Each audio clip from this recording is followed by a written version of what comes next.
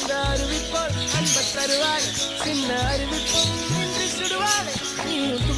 தும்மிடி ஆயுசு நூறாக என்னுள் உன்னோட பத்திர சொத்தாக என் பார்வை உன்னோடு